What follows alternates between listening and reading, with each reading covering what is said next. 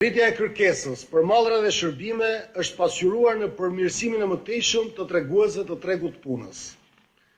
Sipas të dhënave të Statit, punësimi në sektorin privat jo bujqësor u rrit me 2.2% në 3 mujorin e parë, paga mesatare në sektorin privat u rrit me 11.5%, ndërsa papunësia mbeti në nivelin e 8.4%.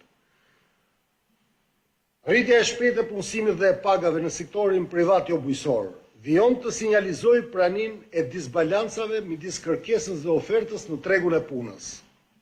Këto disbalanca nuk janë transmetuar ende në rritje të kostove të prodhimit dhe inflacionit të çmimeve të konsumit, si pasojë e absorbimit të tyre pjesërisht nga rritja e produktivitetit dhe pjesërisht nga rënja e marzheve të fitimit për njësi.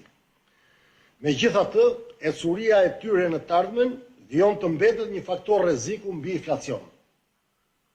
Për te inflacionit, zhvillimet ekonomike të gjysmës së parë të vitit vijojnë të tregojnë përmirësim edhe të treguesve të tjerë të stabilitetit ekonomik dhe financiar